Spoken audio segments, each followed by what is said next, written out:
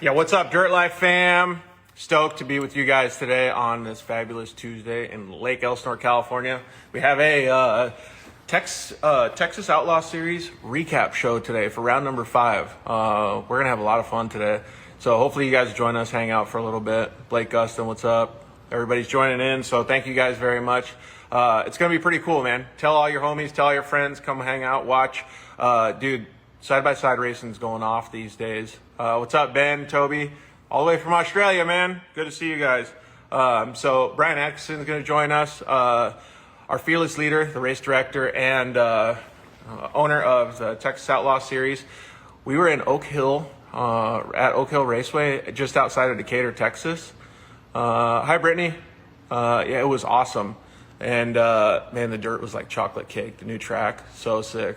What's up, Blake? Yeah, round 5 was sick. Great job, everybody. Let me get Brian on here real quick and talking about it. Travis Coyne, what's up, dude? So we'll get Brian on here. Brett, what's up? Brandon. Brian Atkinson, what's up, dude? How are you? Georgie, what's up, buddy? Hey, so I haven't seen you for a couple days, but hey, it was only 85 this morning when I woke up, but now it's already like 100 in Lake Elsinore. So back to Texas weather. Yeah, 103 here right now. Let me give a little bit of a backstory. So the Texas Outlaw Series was operating at Texplex Off-Road Park for the last number of years, and Brian got the opportunity to go change it to a new track at Oak Hill Raceway, just outside of Decatur, Texas. I think it's called Alvord, Texas. And man, a shitload of work you put into it, but dude, hard work pays off for all the racers. Yeah, man, it was a task to get this to everything to come together in time for this July 10th race. There's still actually a couple things we need to do out there to make it really good, but I think overall consensus, everybody really. I'm just looking forward to the whole rest of the season out there and next year. I think it's gonna be awesome. Dude, I think so too. Hey, Blake, yeah, we got some new hats and apparel and stuff coming, so I'm going to give Brian some. I'll give you some. I'll bring some out to Texas. We'll share with everybody. Yeah, so give me a little bit of a backstory on how you got this track going, because, like, it didn't even exist, 3 months ago?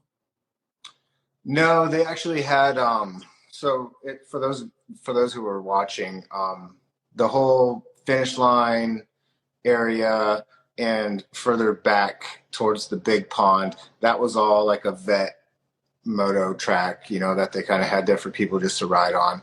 The starting line was nothing but a field, and the whole back section, they had once cut like some small trails and stuff back there, but it had all been overgrown and all that. So basically we just went out there and did a lot of talking, a lot of back and forth with Kevin, the owner out there at Oak Hill.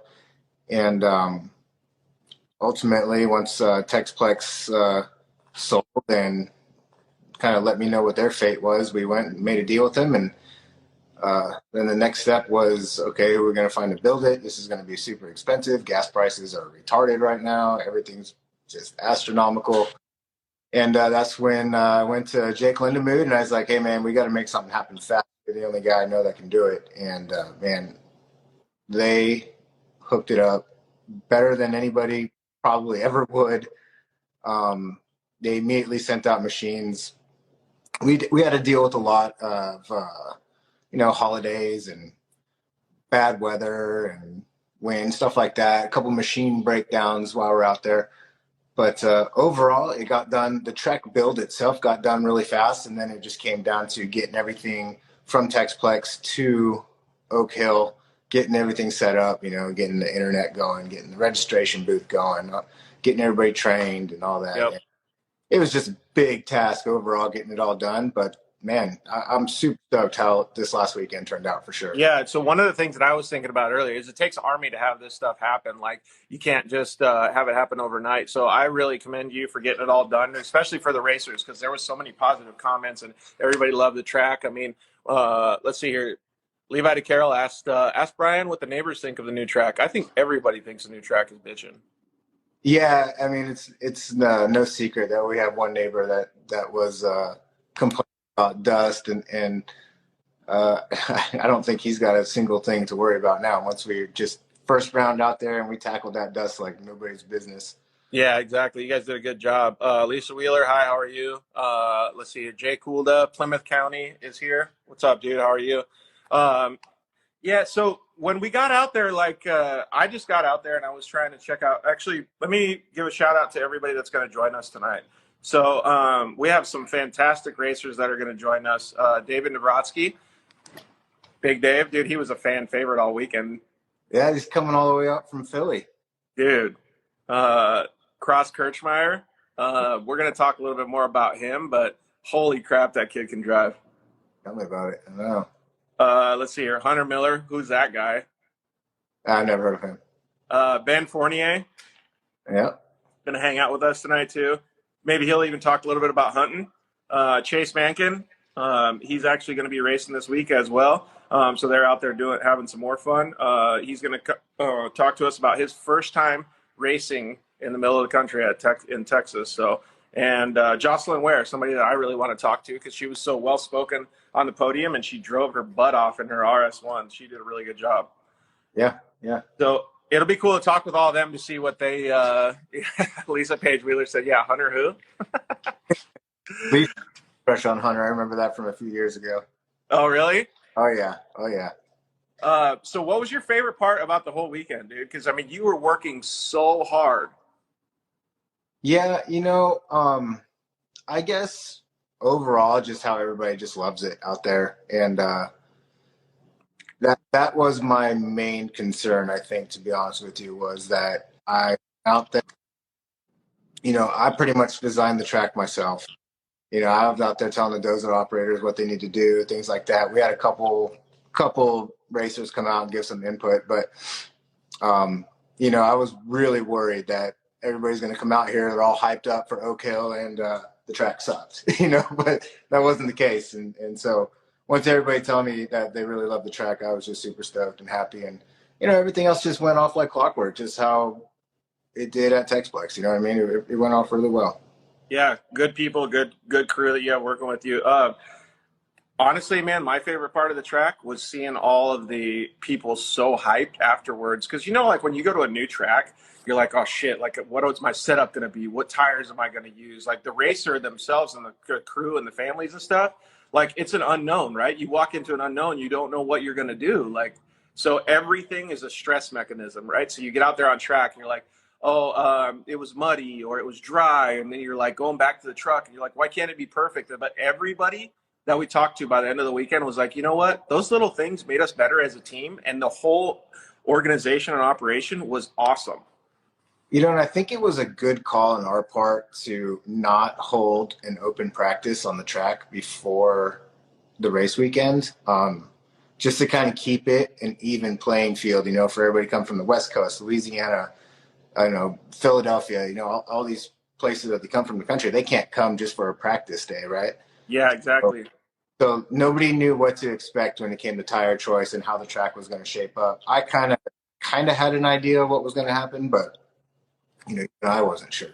So yeah, but it was still cool to see everything develop. I mean, dude, even the track, like the way it developed. I mean, there was so much good dirt. Like there was a rad cushion, like in normal short course racing, where you could come up. There was multiple lines where you could enter at the beginning of the corner and then come down and exit at the inside. Like all kinds of different stuff. And dude, it even got rough. It was badass.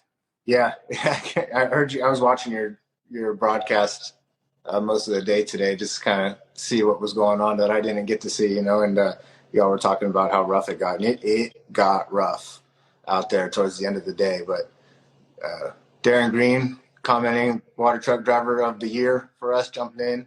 Nice. Yeah, I mean, we did the track prep overnight, and actually shout out to Kevin out there at Oak Hill. He kind of gave us some advice of how he knew what the dirt was going to do and things like that. And yeah, we knocked out that track prep at night, and everything was great for the next morning.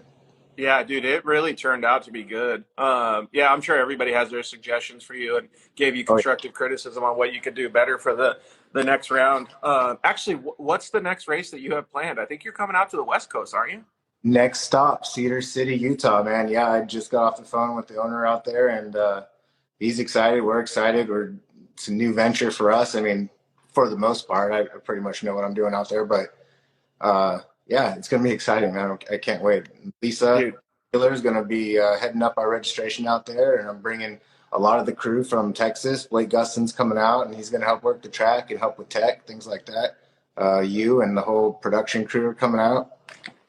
Dude, that's going to be so much fun, man. And I'm actually sitting at IMG Motorsports today, and you can probably see they're working on a bunch of cars, trucks, new cars. It's going to be awesome to see that a lot of the California guys want to go up there and hang out too. Yep, yep.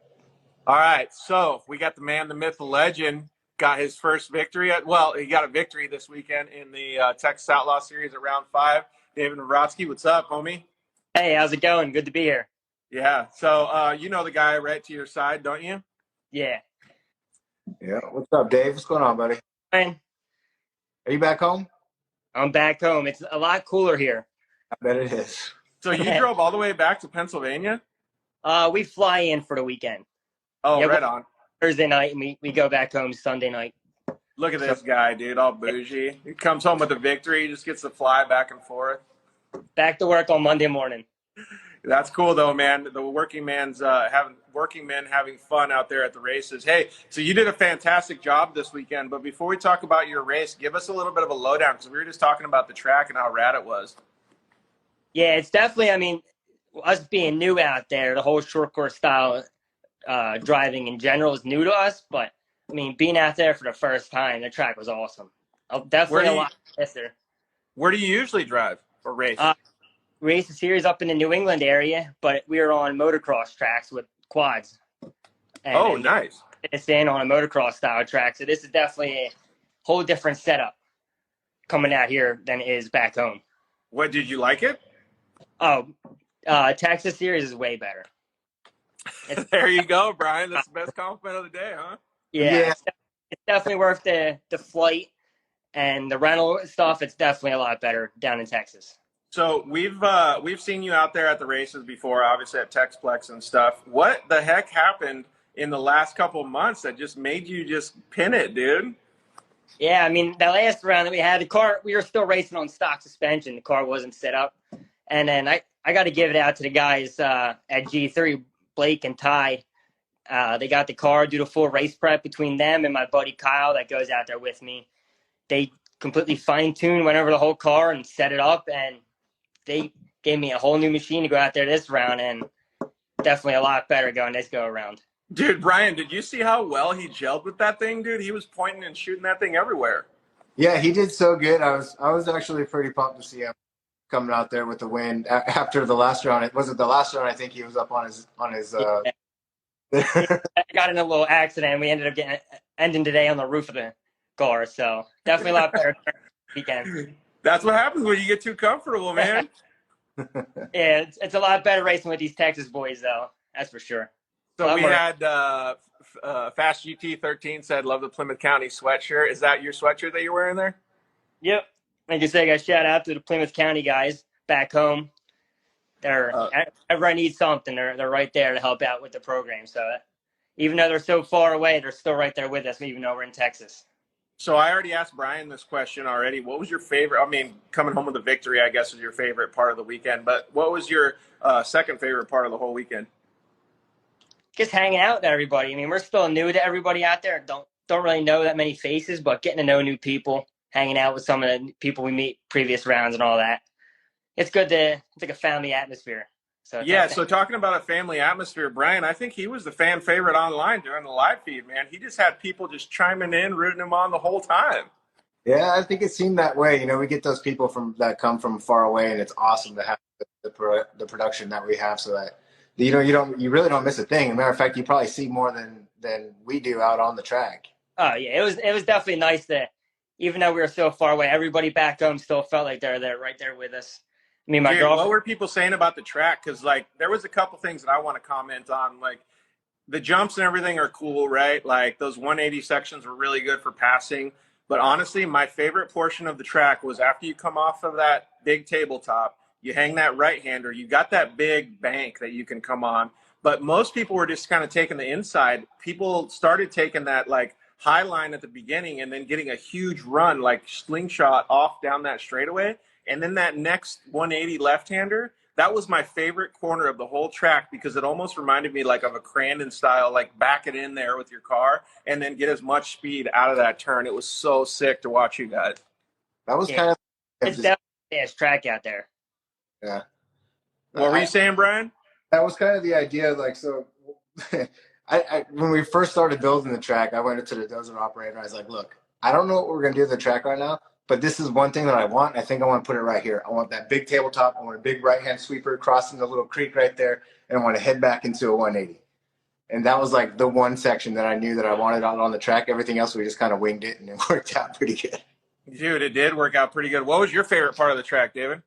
I'm going to have to agree with that. Coming off that second tabletop into that right-hander, you have all the room to carry the speed. So that nice bowl turn, it definitely allows you to set up for that straightaway and carry all your speed through, which is nice. Hey, you want to give us a couple secrets and tell us what lines and stuff you would have changed throughout the weekend to make it better so you could have gone faster? I'm still trying to watch the videos and figure out myself what I can change, but I guess the outside, really momentum game on this track, kind of carrying the momentum around and keeping the speed up really seems to be the game out there.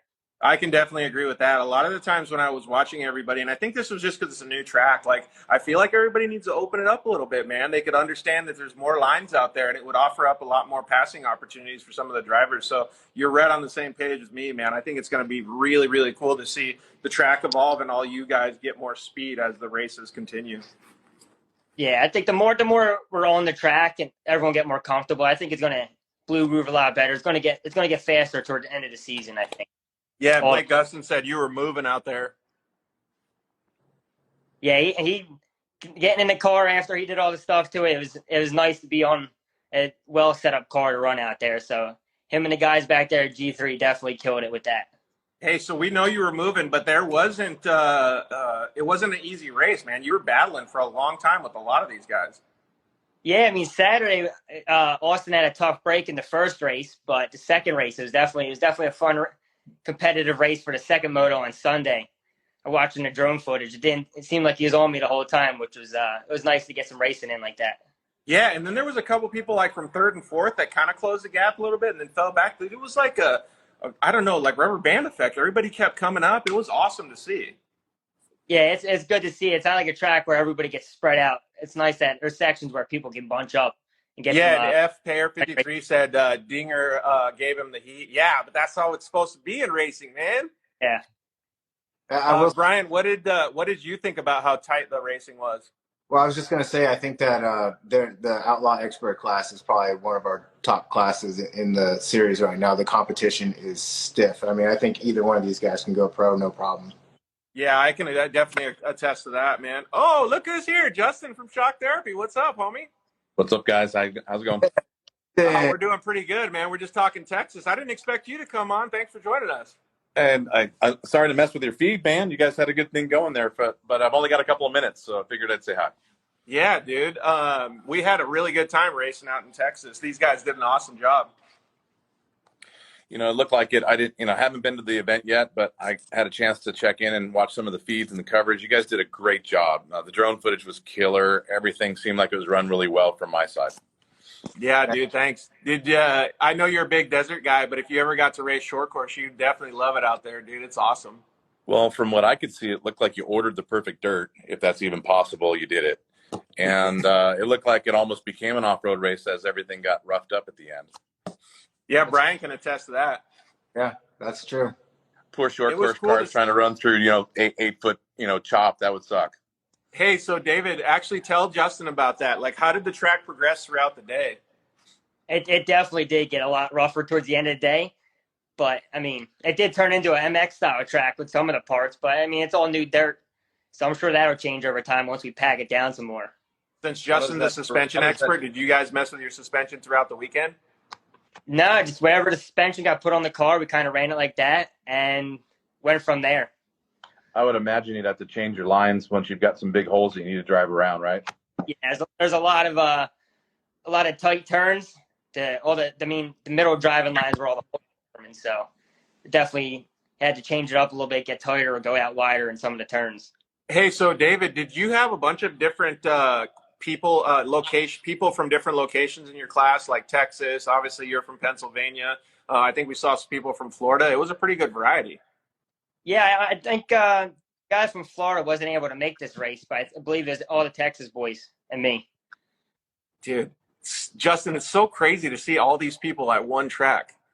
That's one thing that I noticed when I checked in. It seemed like there was a lot of states represented, and to be able to pull from all over the country like that, that's a mark of a good event.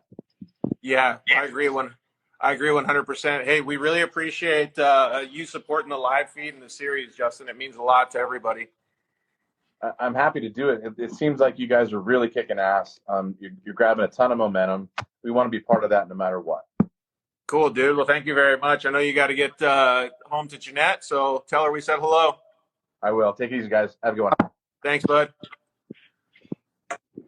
Dude, how cool is that? That's cool. So we're gonna have let's see here, Cross Kirchmeier at 5:25 here. So we got about 5 more minutes. Did you get to watch any of the other racing, Dave? Definitely, I just made sure to make time to watch the pro race, but other than that, kind of just spent some time hanging out under the tent. I mean, the heat out there, we're not used to that heat. I mean, I got a hoodie on now. It's about 70 degrees back home. So Yeah, and being heat they're was awesome. 67 degrees inside of this apartment right now. That's why I have a hoodie on. yeah. I'm glad to Dude, be back. you guys are enjoying the good weather now, huh? Yeah. So, like I was saying before, don't give away any of your secrets. But if you're gonna go out there for the next race, like, do you have?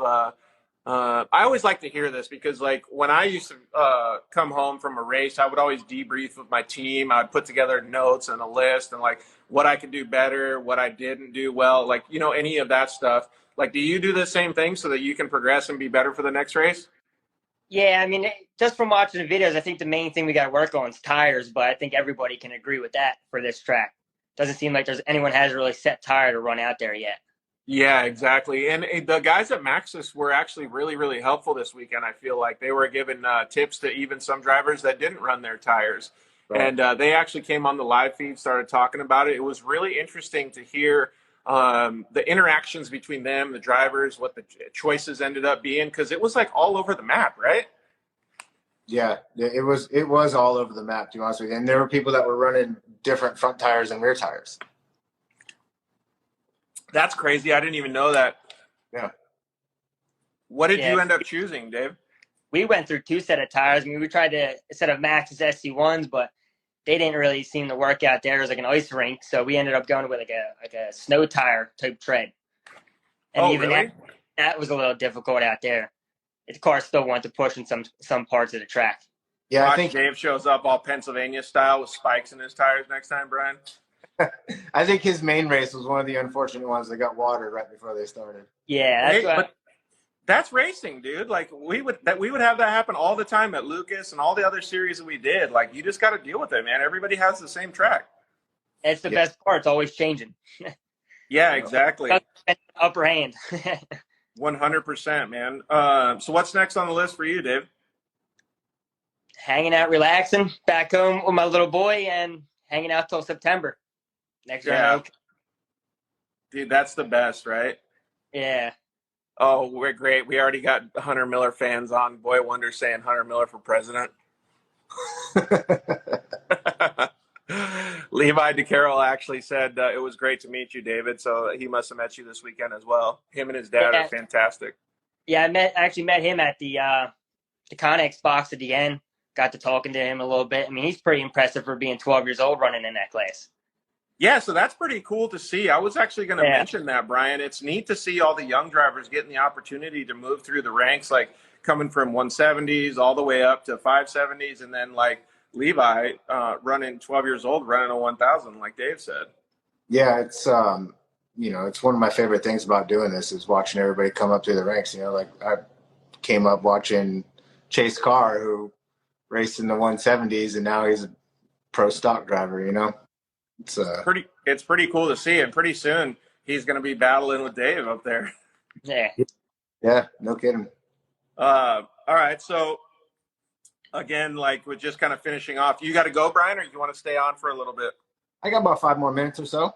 Okay, sounds good. We're gonna get Cross Kirchmeier on here in just a second when he logs in. But yeah, Dave, like I mean, there was so many good parts about the weekend. Like you said, hanging out with the family and stuff. You picked your favorite part of the track. This is actually a really good question. Where do you think the best place to pass on the track was? That was good. After the second tabletop, gun into that right hand sweeper. Oh, because you could dive on the inside? We Seems saw like two to three line choices that people can go with on that turn, which is nice. Yeah, that's a really good one, actually. I didn't even think about that like at the beginning, but it kind of started developing towards the end of the day, right? Yeah, the cushion started getting further and further, which allowed everyone was going all different around that turn, which was definitely changing each race. Yeah, totally. Yeah, totally. Uh-oh. Uh-oh. Now we got a big old Now we got a big echo. Cross. I think we might have Cross, I think we might have to actually log back on, dude. We got a big echo. Okay, 1 second. All right, Dave. Hey, we'll let you go, man. I appreciate you taking the time. I know it's late back there in Pennsylvania. You did a fantastic job this weekend, dude. We can't wait to see you at the races next time. Yeah, thank you. Appreciate it. And definitely looking forward to meet new faces next race and hanging out with everybody. Yeah, well, while we wait to get Cross back on here, you want to throw a shout out to some of the people that helped you? Because there was a lot of people that you were talking about on the podium. Yeah, I mean, definitely everybody back home. I mean, my girlfriend kept the house together. My little boy home, he was cheering me on, watching it live and all, which was cool. Everyone at Plymouth County, my buddy Kyle, who was a big part of the program, and then you got Blake and Ty with G3. The company back home, Concrete Cutting Systems. So without all them guys, I wouldn't have the support I have to be able to come out there and fly out there and race and try and just have fun with everybody out there. Dude, you did a great job, man. I know Brian will attest to that. Yeah. It was cool seeing him out there. All right, homie. Hey, get back to your kid and the family. Thanks for coming and hanging out with all of us. Thank you. Thanks for having me. No problem. Thanks. All right, Brian. We'll see if Cross can join us again, and then we can say a couple words to him, and then you can dip out. It's cool to see it from a racer's perspective. Yeah, it's cool. I was gonna say when we were about how the track was rutting up, one of the chances that I get to see how the track really develops is when I do that competition caution for the pros. Yeah.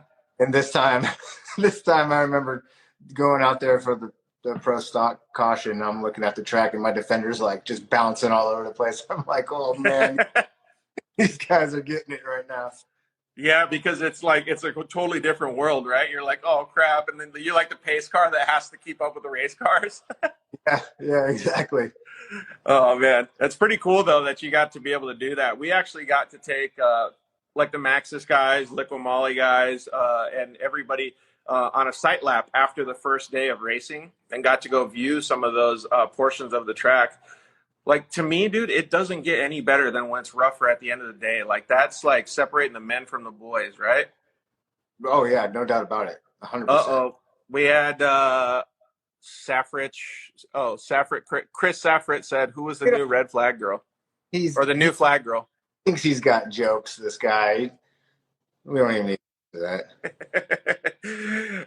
Is that a pretty funny joke? It was his wife. Oh. Shout out to the Safrit wife, huh? I don't know what her name is, Chris. All right. Well, I don't know if Cross is going to be able to come back on and why I was echoing so much, but I'll see if he's laughing at us. I'll see if we can get him back on again here. It was just a good weekend overall, man. Like, maybe give me some of your thoughts, like when you're during the weekend and after the weekend. After the weekend, my thoughts are, man, I need 3 more days to recover from this. But during the weekend, there was so much focus on dust this round, and it really was kind of a burn to have to worry about that much. I didn't even get a chance to enjoy some of the racing that was going on. But I think that's important that we talk about that dust thing, because that's not how it's going to be all the time, right? As soon as the weather gets cooler, then the water sits and the ground gets more tacky. We don't have to worry about the dirt being so slick all the time, having to put water so much. So that's just one of the things that the racers need to keep in mind, because I know a few of them thought it got too slick, like Levi was commenting there. But yeah, as soon as the weather drops and the water sits down into the dirt better, it doesn't evaporate so fast. We have to water Well, yeah, and then a lot of the parts that got dusty were the part that was brand new parts of the track. Like the track has to mature too, as well. So, Oh, yeah. hey, so we got Cross Kirchmeyer on, dude. One of the fan favorites for the weekend as well. You did some serious driving in that last moto, homie. Yeah, I appreciate that. Dude, you did really good. Brian, what was your thoughts on seeing that Honda just moving? It's no surprise. Cross is always out there dominating. I mean, the only time that Cross doesn't hit the podium is probably because there was something wrong with his car. So, what was your favorite Yeah, part of the? What was your favorite part of the whole weekend, Cross? Really Sunday, I think probably my favorite part was the first time in the NA main on Sunday, getting out there and seeing how well the track had just been prepped the night before, and just the condition of everything. It just made for such an enjoyable race. Just everything being in such good shape. Yeah, so that was a good move. I actually saw Brian getting on the track. We talked it over a little bit about what he was doing. He was kind of ripping the top of the soil, and it turned out to be awesome on Sunday for sure. Johnny Cultura said that, you were making moves. Good job. Yep. But yeah, that was definitely the highlight there. So how was it from the first day to the second day then? Did you have to change a lot of car setup, tires? Did you just listen to the track? Like, what were the differences? Like, give us the racer talk. Yeah, I mean, car setup wise, I didn't really change anything. I felt the tire setup I had was good. It let me run in the hard pack and out in the edges and in the fluff if I needed to. But I mean, Saturday was it was definitely rougher. That was the biggest difference. It was rougher, and a lot of the outside was really hard to use. But when they did the track prep the night before, they broke up a lot of that, got a lot of and the way it just developed after the first couple races, the Pee-wees and track. I think it made it really, really good. Yeah, I think that was probably the goal, right, Brian? The NTX Autosports said great job on the track prep Saturday night. So you learned a lot on Saturday during the day, and then we all actually thought the same thing. Like seeing the track develop and then seeing how good it turned out on Sunday was pretty awesome. Yeah, and like I said before, that shout out to Kevin out there at Oak Hill. He showed me some things that we could do, and we ended up jumping on a couple pieces of his equipment out there, and then also my main man Elias out there who works all the equipment for me was out pretty late that night, getting everything dialed in, and then right back to being on the track at 8 a.m. So shout out to both those guys for helping out, and it turned out really well. Dude, so much hard work goes into playing in the dirt. Yeah, it really does. What was your favorite portion of the track? Like we just asked Dave, what was your favorite portion, Cross? Favorite part, I really liked the berm after the biggest tabletop in the middle. That right-hand berm is really fun to hit. And then I do enjoy the switchbacks over there, kind of close to the area where I made most of my passes, I guess. But the switchback area was fun. Yeah. A real fast straightaway, that kind of floater. Yeah, that's true. So we had one question come up real quick, Brian, and then you can hit the road. Johnny Cultura asked if there's going to be another 12-hour race. 100% there's going to be a 12-hour race. I'm still being told that we can have a Texplex. I'm not 100% on that. But I have toured a couple other properties to check it out. And, yeah, no doubt about it. I'll probably be making an announcement here. What are we in? July. I would say early next month.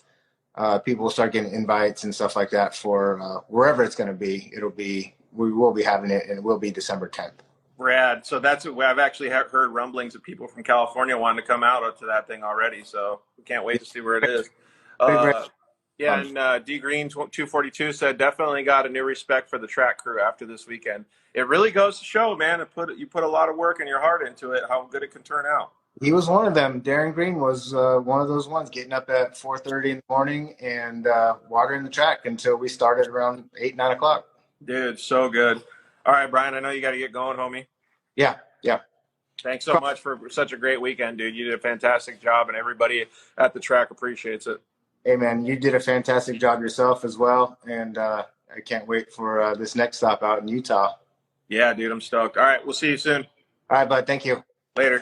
All right, Cross, let's get back to business, man. So you raced in the Pro Outlaw class, which is the top dog class. You raced against the Miller brothers, Ben Fournier, who's going to come on in a little bit here. You race against all the pros, man. How is it with your Honda talent against some of those turbo cars, man? You did a fantastic job. Yeah, obviously I'm pretty down on power, as far as horsepower wise and things, but it just seems like I can just corner so fast in that car, that's where I was making all my time up, was in the corners for sure. Yeah, exactly. You were doing a really good job. I think it's some of those short corners, right? Yeah, yeah, a lot of places where there's not a lot of run out for the turbos to get going, I guess, and really put their power to a good use. But yeah, a lot of the tighter corners and shorter little straightaway sections, I don't lose much time, and I'm able to gain it in, like I said, going through the corners.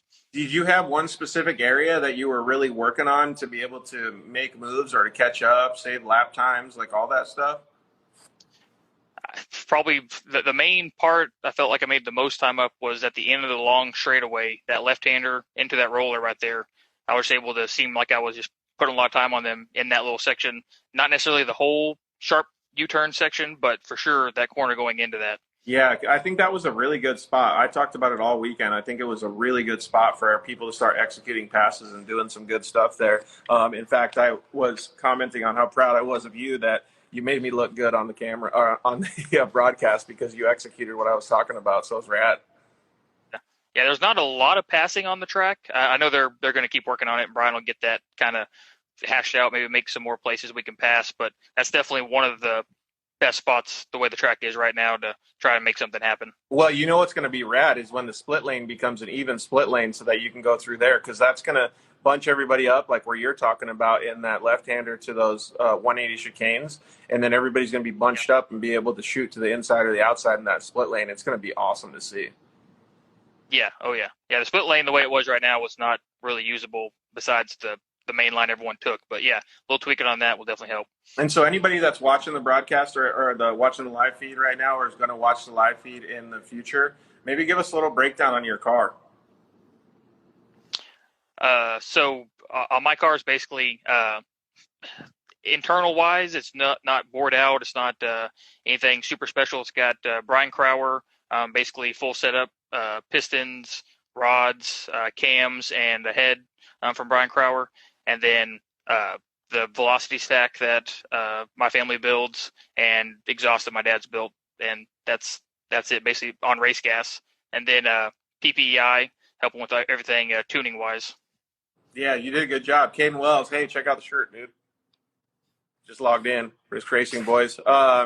Yeah, man, it looked like the car was actually handling really good. One of the things that I wanted to comment on was the suspension. You guys had a pretty dialed setup with your suspension. Did you make a bunch of either sway bar or suspension setup changes during the first 2 days, practice day and first race day? I really didn't. It felt pretty good, pretty planted from the get go. It's the exact same setup we were running at Texplex. I didn't end up changing anything, sway bar or anything at all. Pretty much ran it exactly like I did the round before. Just feeling comfortable going for it, I guess, huh? Yeah. Our setup, the one we got, my dad worked with George White last season a lot, and a lot of tinkering back and forth, and got a really good setup that works. Seems to be overall almost anywhere. When I did do the round in Mid America, I ran the same setup. We didn't change anything. It just seems to just work well wherever I've gone. It's cool to see that though too, because then it like you have to just make minimal adjustments, and your car is still pretty dialed. Yeah. I mean, track conditions change, and I've adjusted it here and there for different things like that. But this weekend, it just seemed to work. Dude, don't you love it when it's like that? You got to respect it, and then also like hate it at the same time though, because you don't want to get too comfortable because you know everybody else is going to come out firing even harder at the next round. Oh yeah, definitely.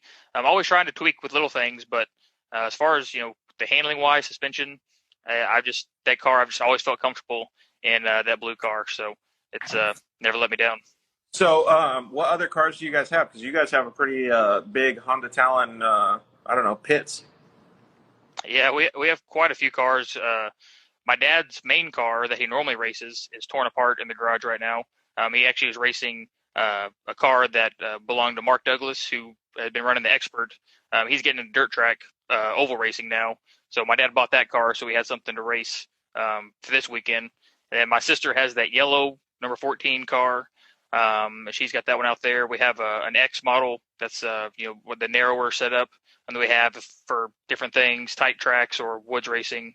Trying to think if we have another one other than I have the turbo car that we are still working out, just little kinks and things like that. It's very different to drive, so hadn't had a lot of time to spend on it. That's a lot of Focusing on cars to the work on, man. NA Hey, car. and thanks to the Rugged Radio boys for joining. We appreciate it. That's a lot of cars to work on, though.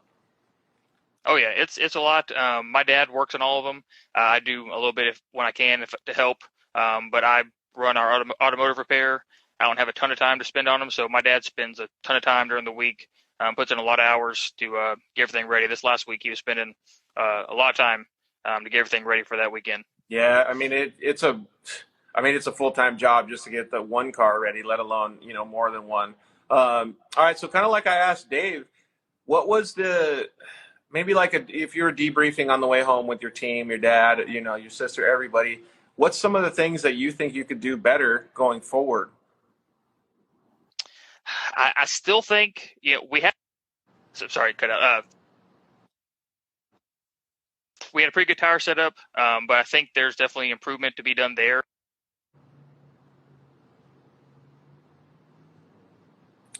Sorry, guys, it looks like his feed is cutting out a little bit. Sorry, yeah, just from being a new track, learning tire set, figuring out what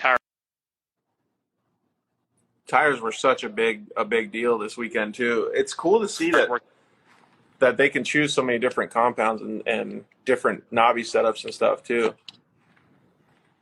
Yeah, it's definitely different. Is that about it then? Yeah, tires are the. Go ahead.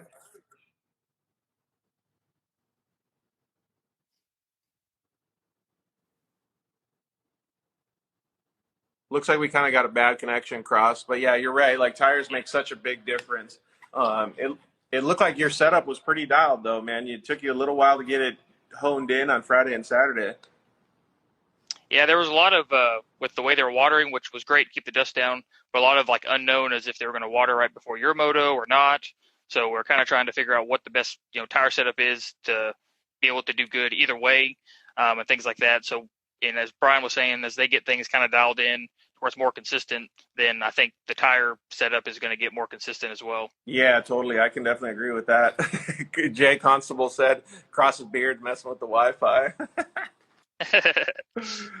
Oh, that's funny, man. Well, it's cool, man. I think you did a great job this weekend, and I mean, you guys were battling so hard and so close. Actually, maybe because I already know how it feels, but maybe give your opinion or I don't know how you feel when you're battling in a side by side, and let the audience know that close with somebody like Hunter Miller. I mean, like you're inside, outside. I mean, it's like knockdown, drag out battles, dude. It's sweet. Yeah, it is, and it really makes a difference knowing who you're racing with too. That's like such a huge factor in all the classes. Knowing if you can trust someone, if they're gonna just wipe you out going into a corner, or if they're gonna hold their line. Yep. I've been racing with Hunter for years. Haven't not so much lately, but when side by side first started out, I was racing with him all the time, and he's good, consistent driver. I can trust where he's gonna stick his line. He may rub a little bit, but he's not gonna clean your clock. So. You can trust diving into a corner with someone like that. Dude, that's like the best racing too. Like you get off the track. I mean, even if you came home third, right? Like you get off the track and you're like, dude, yes, that was such a sick moto of battling. Oh yeah, I mean, even in the NA race, the first half was kind of not very eventful, but after I got that flat tire, halfway after the caution, and the whole pack caught up to the back of me, and I'm trying to keep them behind me, and they're trying to get that, that makes it a lot of fun. It's very stressful at the moment, but that's what makes it fun. Do you have a spotter telling you what's going on too, or are you guys just doing it yourself? Yeah, we don't do radios. I don't really believe in that. I don't know. It just seems like it's against the purity of the racing. So I just never wanted to do that, and we've never messed with it. Levi DeCarroll said, question for Cross, how hard were you pushing in that stock pro class on that flat tire? I was pushing pretty hard. That when I first knew it was flat, you have that instant of like, okay, is my race over? Do I just stop and not hurt the car? Or do I just push it, see what happens? And after just a couple corners, I was like, I'm just going to see how fast I can run on this thing. And yeah, it was every left-hand corner was sketchy. I could feel the rim digging in. I ruined that rim. It's got so many flat spots in it now. But definitely you got to drive differently and adapt fast. Yeah, so it sounds like you were still pushing as hard as you could possibly go. Oh yeah. JM Morrison, 96. Cross is a good dude to race bikes with as well. Good battles. Yeah, so you probably love the battles then, huh? Oh yeah. Oh yeah. Always. I mean, that's what makes it fun. I mean, yes, boring races are good because it usually means you're, not having anything bad happen, or like Colin, being able to be in the lead almost the whole weekend. It's boring, which is good, but all the fun happens when you either get a really bad start or have an issue. That's when the good, memorable stories happen. Yeah, dude, exactly. And plus, like, it really, I don't know. We talked about it with Brian and David. Like, it makes it so that when you're battling like that, you can open up the corners. You can search for new lines. Like, it forces you to be a different driver and expand your skill set, like, pretty much naturally, right? Oh yeah, yeah. And one of my worst things, as most anyone that knows, terrible at starts. I cannot start to save my life. Motorcycles, side by sides, almost Just always sleeping at the on start, the I guess, starts. huh? So yeah, so I've gotten good at making passes and seeing where lines are and like that. So that's one of my skill sets. Dude, it's pretty awesome to see, man. You did a fantastic job. I think we're going to get Hunter Miller on in just a second here. I wanted to see if we could overlap you guys a little bit so guys could talk trash to each other. But yeah, man, if you got to go, just let me know.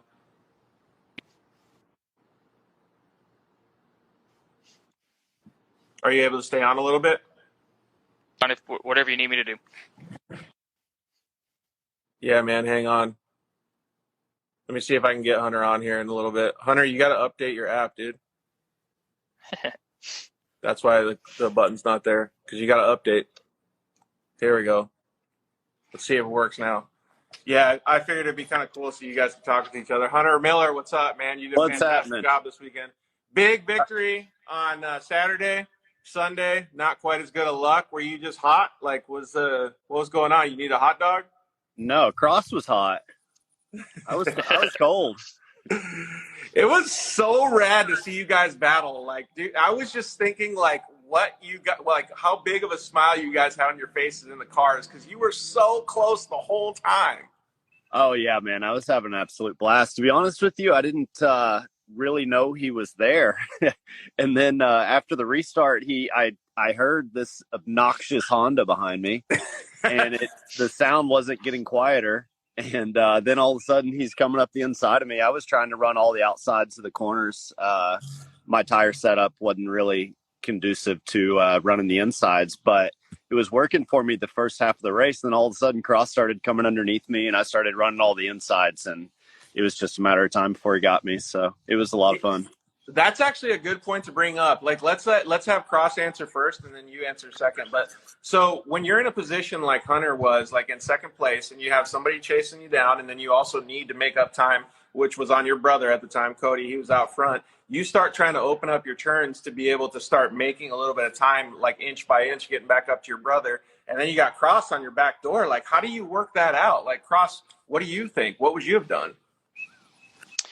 It's hard, and that track, again, we're learning tire setups, and the way it was set up, there was definitely like two lines on that track. There was an outside line if you wanted to hug the cushion, and an inside line you could dive in on if your car would hold it.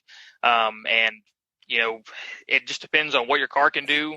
Most of the time, I try to just hold my line. I try not to change for who's behind me, because it usually just ends up slowing everyone down, unless last lap they're all over you, block like crazy. But middle of the race, I usually try to just hold my fast line, and if I'm faster, I stay in front. What about you, Hunter? Man, I generally agree with that. Like Cross said, if your car would hold the insides, which mine with my setup would not do, and then when I tried to run it, obviously it bit me. But no, I agree with that. I mean, I was making up a little bit of time on Cody before the caution flag, and then it was pretty much right off the bat. Obviously, on the restart, Cross was right on me, and I chose to try and block him. I mean, there were multiple lines in the track, but it was also a little tough to pass if somebody was really running the insides. But it seemed like the harder I tried to do that, the further I blew off the track. So Cross made quick work of me. Yeah, totally. It looked like to me I would have increase the ride height in the rear for your car or decrease the front of it? Because it looked like you got to get a little bit more bite out of the front end. Yeah, and a lot of it was tires. On Saturday, I chose to go with the knobby tire, and more or less just to see what it would do because we've been running the SC1s for so long out at Texplex. But actually, they watered right before our moto, and it worked out awesome. I mean, I started, I think, fourth and got up to first pretty quick. And then on Sunday, at the beginning of the day, it looked pretty deep and wet, and I knew they were going to continue to water, so I left the Liberties on and gave it another shot. But by the time our moto came around, it was pretty dry. So I had the car set up for coming out of the corners and not necessarily going into them and steering real hard. I've had it set up at Texplex for a while, but definitely will make some changes for the next one. That's for sure. Yeah, good racers always do, right? I still don't disagree with your tire choice, though, man. I'm a big fan of knobby tires and UTVs, so I like where and I actually had I had some more knobby tires on my car, which I was going to run, but since I got the flat and ruined the tire and wheel, I threw on the Hoosiers that my dad had to just see if that would work, and it definitely worked out in my favor. Yeah, totally. Let's see. We got a couple comments come in. Boy Wonder 425 said, y'all are talking about tires on the track. When y'all get that down, going to be a tighter race. Dude, I think it's going to be tighter racing no matter what going forward because everybody's getting their stuff dialed in. Oh yeah, no doubt. I mean, that track was completely new to everybody. I've raced at Oak Hill 20 years now. I'm sure Cross is right there behind me. He's a little younger than I am, but we've been going there a long time. But it was always on the motocross track, back in our motocross days. And the dirt from the motocross track to the side-by-side track is quite a bit different. It's really sandy down there in the bottom where the national track is. And up on top, we didn't really know what to expect, but they did such a freaking awesome job of prepping it that it did pack out and groove, but there was no dust, and the outside cushion just stayed nice and loamy. So you really couldn't go wrong with either tire. It would depended on the part of the track which worked better, to be honest with you. Yeah. There were a couple turns that were pretty sandy and then quite a few that were more hard pack. It just depended on the type of lines you like to run. But for sure, everybody learned something this weekend and is going to make changes and get better. Yeah, totally. C. Robinson 66 said, who's the dude with the beard? Is that one of your homeboys? Oh, yeah, that's Chris. Right on. So what was your guys' favorite part of the track? Actually, Cross, you already answered this. What was your favorite part of the track, Hunter? Wasn't getting past my Cross, I can tell you that.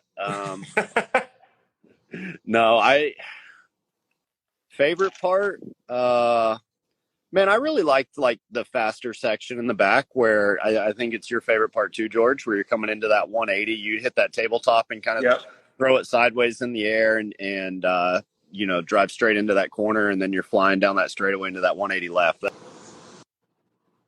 I feel like it's really smooth, like where you can just transition the car and you can be like kind of light on the wheels, right? Like, and just move it around until you get like 3/4 of the way through that like left-hander, and then it starts just biting and binding the car, and then you shoot off of it. Yeah, that part of the track flowed really well. And then, you're in that fast section, you get up to the top, and you go back into that section that was just 180, 180, 180. So, that's one of the cool things about that track. It's not horsepower at all, It's definitely a driver's track and a setup track for sure. When you talk about the driver's track, and you guys have been on the track together a lot, do you guys each have a favorite time when you were battling? Like when maybe a corner where you got next to each other? Because I saw you guys in like probably 3 corners. It looked like synchronized swimming, like a Pro 4 race where you're like coming around the corners and stuff. So maybe you guys could tell us what your favorite portion was. How about Cross? You go first. I mean, the best part was when I passed them, of course, but when I really, diving in on them that very first time I tried to make the pass at the end of that long straightaway. That was a gutsy move. I got to be honest. That was a pretty gutsy move. I really thought I was going to be further up on them when I got there. But when I was in the air going over that roller, I was like, well, I'm already committed. So I threw it sideways. That's why I hit him with my back tire because I was trying to avoid him. And we got together. It just basically we were like stuck together all the way up that next straightaway. We were stuck together because I was turning left into him as hard as I could. Yeah, you were trying to push me off the track. True bumper car style. Well, I mean, it's door to door, so there's really not much that can go wrong, right there. So no, but I mean, Cross and I have raced together forever. I mean, since we started racing side by sides, actually, and so I know he's not going to do anything stupid and take me out, and I think he knows likewise for me. I mean, yeah, we were bashing on each other right there, but where he actually made the pass, I mean, it was a pretty tight spot, and for sure, had he not given me a little room and I not given him a little room, we'd have probably both gone flipping over the fence. So I think there's definitely some mutual respect there, and it makes for great racing. Dude, you couldn't have scripted it any better. Like, it was so rad to see. Like, I honestly don't think anybody at the track expected it to happen where it did in that final corner. Yeah, no, and not me either. That's for sure. Yeah, when we were diving into that little jump there, we hit it at the same time, and I was like, just ready for an impact. Like, if it was going to happen, I dove off to the right, and I was like, man, hopefully he's got enough room over there. Yeah. We can get through this together. Neither of us were letting out the throttle. Yeah, yeah. And I tried to hug the tree a little further inside than I typically do, and I mean, it was perfect. It's what it's all about. Yeah, Levi DeCarroll said he was standing there right when you guys were talking to each other after the race, and it was nothing but jokes and playing. So that's cool to see that you guys have that camaraderie. Shoot, I just lost my point of thought that I was going to ask you guys. Hunter, did you have any other things to say? What? It's neat because I haven't got to battle like that with Hunter in several years now. Whenever the turbo cars came out, we never really went to the turbo side of things. We always stayed in A, so we don't get to battle very much, if hardly ever anymore. So it was kind of neat. It was almost like a throwback to, 5 years ago when we used to do that stuff all the time. Yeah, 5 or 10. Yeah, for sure. Yeah, it's been so long now. It was a good time, and that's what I think super cool is, really the turbo cars don't have any kind of advantage on that track. I mean, if they lengthen it out a little bit and throw some bigger straightaways in there, I think maybe the horsepower will come back into play. But realistically, I mean, Cross's car is I wouldn't even say it's the fastest car in the stock class. I mean, it's definitely well up there, but it just shows you that the track is all about driving, So hopefully some more of the NA guys want to jump up into our class, and we can get everything a little bigger and more competitive. Yeah, that's good. And Jules, actually, she just commented in, or he, I don't know who it is, but what were the pros lap times compared to the expert drivers? I don't know. I didn't look at any of the lap times. Do either of you guys know if they were close? I'll be honest. I did not look. Yeah, I didn't look either. It's kind of hard to compare because, sometimes some classes got water right in front of them. Some classes didn't. Yeah. It's tough, but yeah, I have no idea. I can't imagine they're too far off. I mean, a lot of those expert guys are super fast now. Yeah, I agree 100%. All coming up to be in the pro class. It's going to be awesome to see you guys have like 2 or 3 rows of pros in the next year or so. So one of the things that I was thinking of is like, you just mentioned, Hunter, and tell me if I'm wrong, that the NA cars can keep it close on the track the way it is. Chris Sappert said 3 seconds. 3 seconds is a lot on that track. But Hunter, you were saying that the turbo cars don't really have an advantage. I don't know if I completely agree with that. I think the turbo cars can still have a good advantage. I think it's because it was the first weekend of racing there. I think that you guys, your brother, everybody else is also going to increase in speed as you figure out what's best on track and a little bit different setup. I mean, even if you make a couple setup changes, that's going to increase your guys or decrease your guys' lap times by quite a bit. For sure. I agree with that. But I mean, the NA guys are going to do the same thing. You know, I definitely don't think any of them were at their max potential, just like us. So good point. For sure. We'll figure some stuff out, but there's a lot of really tight turns and, it's not a long straightaway afterwards. So it takes a little bit of time for our cars to build the power back up where the NA cars, I mean, when I was behind Cross, I mean, it was pretty impressive how he just really didn't have to let off anywhere. So he was really able to keep his momentum up and that thing laid down some really good grip. So it was cool. I mean, I'm excited to see what happens with it. The track's pretty awesome. I mean, of course, it needs a few little minor tweaks, but nothing major at all. I mean, I'd say half a day's worth of work, and you could probably improve it, 4% or so. Yeah, super mellow stuff. Jules actually said, how much horsepower does your car have, Hunter and Cross? Well, you got to remember, it's not necessarily horsepower. It's the horsepower to weight ratio. That's what actually makes the biggest difference. And there's a lot of differences there. So let's see here.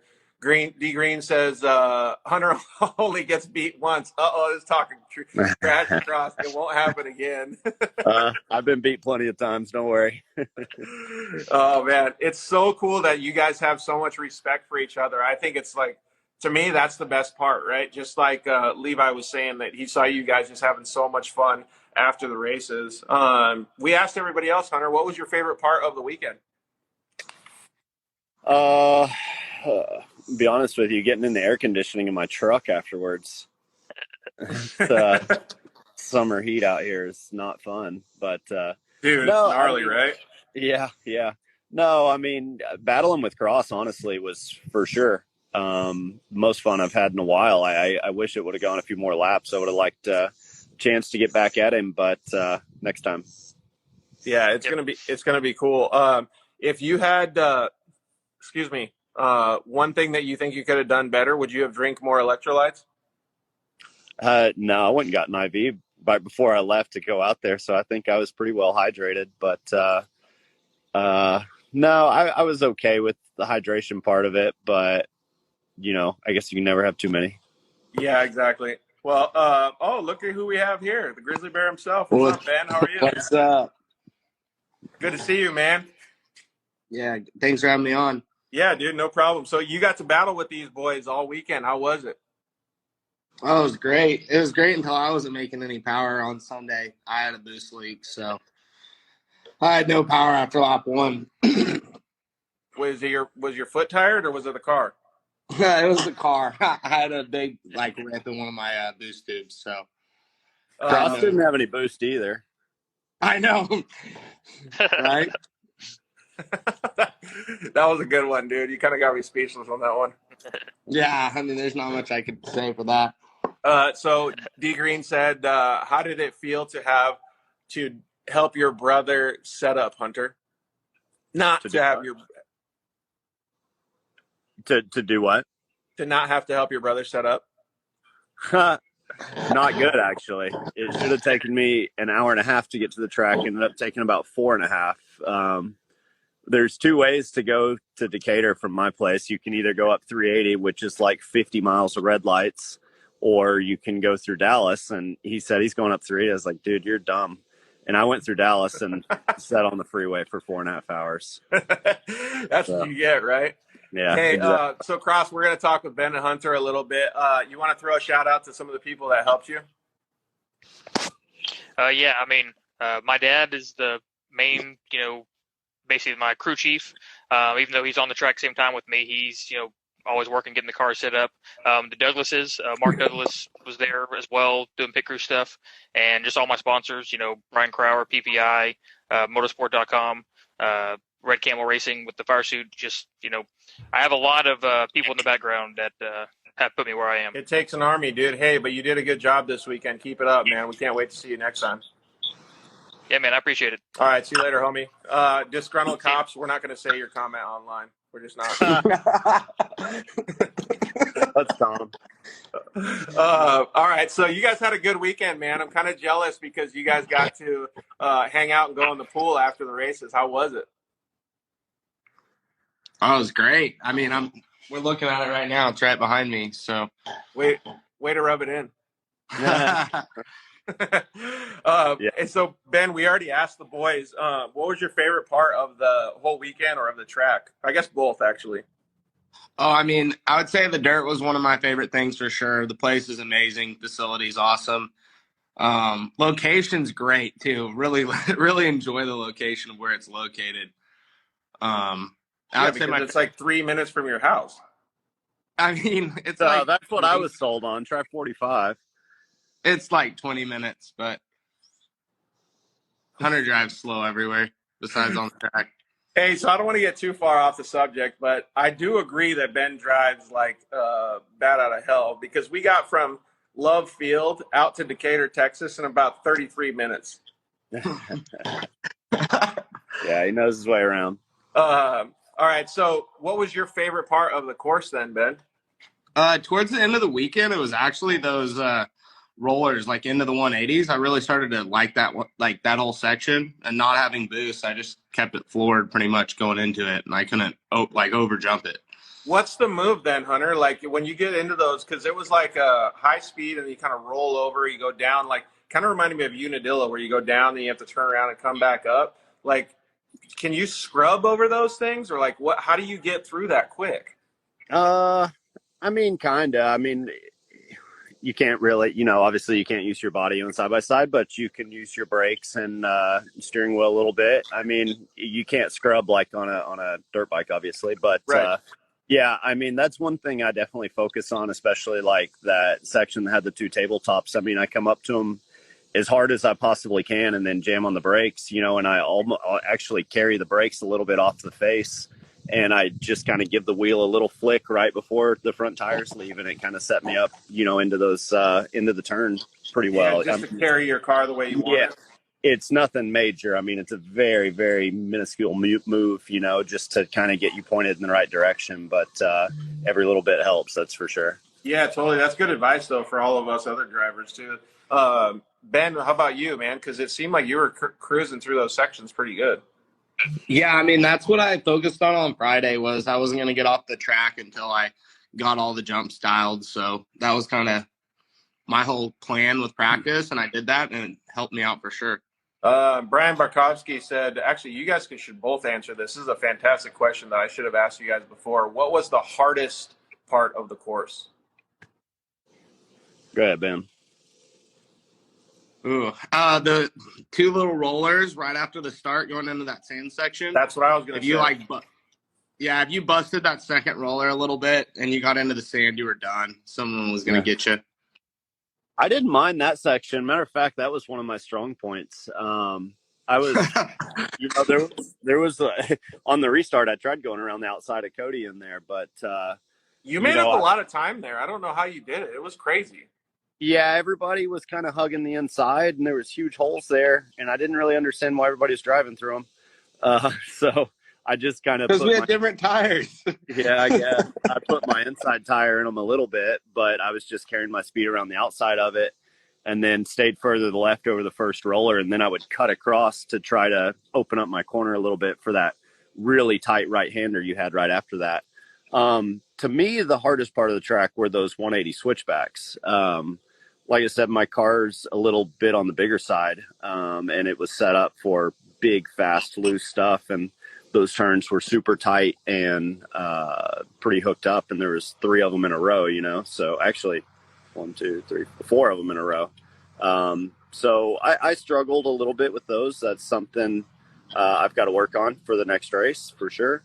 But it's not that they're necessarily hard. They're just technical. If you screwed up your line even a little bit, you'd blow to the outside of it and cost yourself a bunch of time.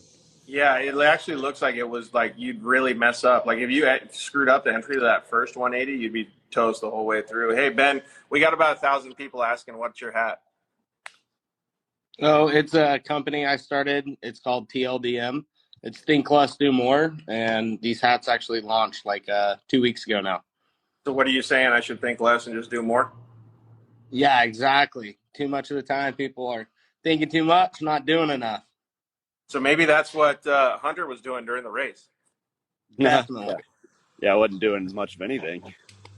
No, I think you guys all did a fantastic job, man. Like, honestly, as much crap as we give you, Hunter, it's because we love you, first of all. And then, like, dude, it was just such a good racing weekend. Like, I don't think as a fan I could have asked for anything more. Yeah, no doubt. I mean, on Saturday, Cody and I had an awesome battle. On Sunday, I mean, we started to have an awesome battle, and then me and Cross did. I mean, it was a good time for sure. Yeah, I thought it was fantastic. Ben, if you had to change anything that you did over the weekend other than the turbo, what would it have been? Tires. I wish I would have changed tires on a Saturday for sure. That was a big mistake on my part. I skated all around. I mean, that's you live and you learn, though, right?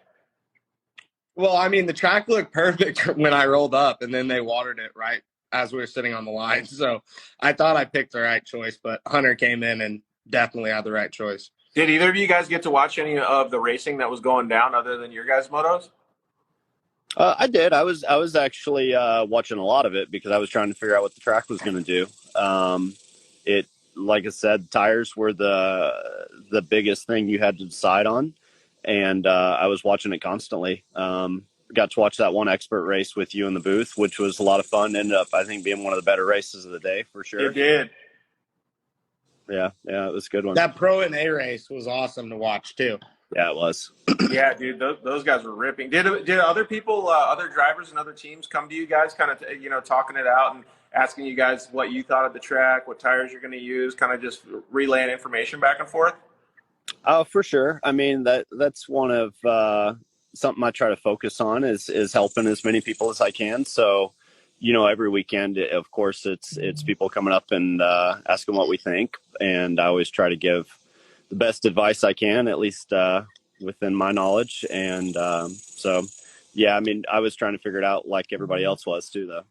Yeah, but it does help, man. Especially, like when you have those conversations, I know for me, like if anybody asked me, I would ask them first to give me what they thought about it. And then I try to give them some information back. But you know what? I would learn a lot in those situations too, because they would give me information that I might not have even thought about.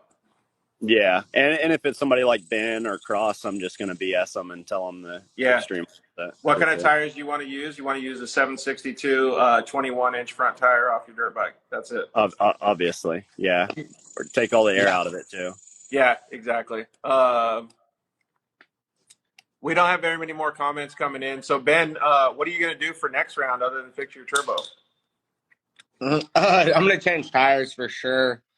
And maybe try to get out there and practice some. But next round, I think, is Utah. So, are you guys both going to come out, or how do you feel about coming to the West Coast, Hunter? I would love to.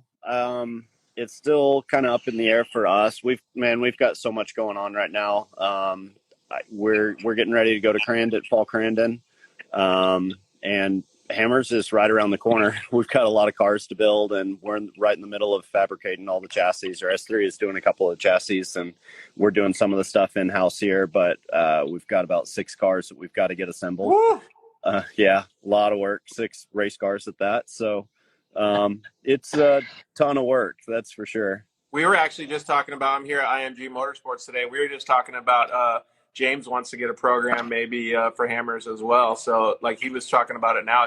It's so crazy how far you have to plan in advance now. And this, like, UTV racing has gotten so competitive and so awesome. Oh man, we've been wide open getting ready since March. And I kind of feel like we're behind, to be honest with you. Man, so crazy. Oh, 2 comments just came in that are actually pretty good. Effin Glansberg said, would Cheney have won if he was there? Of course. Kyle always wins, right? Yeah. I don't know about that. I'm just joking, dude. I just love when comments come in like that because it's a little bit of a gut-wrenching one, and it's also seeing what your reaction's going to be. Yeah. Well, nobody likes Effin Glansberg. Nope. No one. Not one person. You could take a poll out of everybody in Ohio, and not one person is going to like it. Man, big Ohio guy, huh? Let's see here. Yeah. We also had a comment come in. Riled Up Racing said, any thoughts on limited stock? I don't know what that actual comment means, but maybe it's just, seeing how fast they were going. I don't know. I don't know. I think limited stock is awesome. Join the limited stock class and race against them. All right, so I appreciate you coming on, Hunter. We're going to have Chase Mankin come on. Oh, there he is. Hey, Chase, there he is. Can you hear us, Chase? Hey, bud, I think you're going to have to log off and log back on, all right? Hunter, we're going to let you go, though. Yeah, I heard dog. Yeah, I'll catch you later, guys. See y'all. Later. Chase, can you hear us? Yeah. Sorry if I lose connection. I have the best service right here. That's okay. It sounds like it's doing all right. So, Ben, did you get to watch this fast little youngster drive at all? Yeah, I did. He definitely was moving out there. It's pretty cool. It's pretty cool to see the young guns, huh? Oh yeah, I mean he was stretching them. So, have you ever driven an RS1 actually, Ben? No, I've never been behind the wheel of one. Dude, they're pretty fun cars. Is that one of your funnest cars that you like to drive, Chase? Man, it looks like he's got a pretty bad internet connection. Chase, why don't you log off, and then maybe try to log on with just your cell phone instead of the Wi-Fi. We can't hear you either, bud. No? Okay. Log off and then log back on without Wi-Fi, maybe. Yeah, Ben, I honestly, like, when we got there on Friday, I was looking at the track. I was like, dude, the dirt looks so good. I did not expect it to get as rough as it did at the end of the day. And you guys had one of the roughest motos. Oh yeah, it definitely got real rough. I mean, I expected that. I mean, I've grown up racing out at Oak Hill Motocross, and the dirt always, I mean, it gets deep. So I expected it to, form some pretty big like shelves and ledges and corners. And I like it to get rough. I mean, it makes for better racing. Dude, I think the same. The rougher the better, in my opinion, always. Yeah, and that's why I like the pros should go towards the end. Step it up to the faster guys at the end so they get a gnarlier track. Yeah, totally. It makes for good racing, though, too. I think that's the best way to look at it as well. All right, well, we're gonna see if we can get Chase and have a couple conversations with him. Ben, I appreciate you. Well, obviously picking me up at the airport, and you did a great job this weekend with the limited amount of power that you had. Yeah. All right. Thanks. Have a good one. Later, homie. Thanks for joining. Bye. All right, Chase. Can you hear me, homie? Yeah, I think I got you now. Oh, okay, cool. Well, man, you've been busy. You're doing a lot of racing. Oh yeah, we just came out to MAO, so we're out here relaxing. We get today to relax, and tomorrow it's right back at it. Yep, that's the way it goes, though. If you want to become a professional, you practice, right? Yep. Looks like Gray Kelly said, what's up, Chase? Hey, Great Kelly. So what did you think of the new track? Because I remember talking to you a little bit while we were at the races, and you were saying that was your first time to Texas. Yeah, this is my first time out in this area. So yeah, I never really did any of the Texplex, so I can't really compare it to that. But I really like the track out here at Outlaw. I thought it was awesome. The dirt was great. I thought it was a really good track. So some of the other drivers were talking, like, we've been talking about tires a lot this show, but what was your, like, I don't know, when you first get there, you're like, oh no, like, this is way different than what I'm used to. Like, what do you guys do as a family or as a team to be able to know what you're going to go with? Like, do you just say, okay, we're going to try each tire every practice and figure out which one we like best, or how does it work? Well, we started off, we were going to come out here and run Nobby's, the Bighorn 2.0s on the mod car, and then the Maxxis SC1s on the stock car to see which one works better. And then the track just started to get really muddy, so we decided to not even try the SC1s and just go straight with the Bighorns. And I think that was the right call, because for most of my races, it was really wet. The track also wasn't really blue grooved for the SC1s. Yeah. So I think we made the right tire choice, but later in the race, you can see the SC1s start to come in a little better. Yeah, as the track hard packed a little bit or got more packed in. If you were going to give any advice to, like, maybe some more of the newer racers, what would you tell them? Would you tell them to go out there and, use whatever tire they have available and adjust tire pressure, or maybe change like sway bar links, like easy stuff like that first?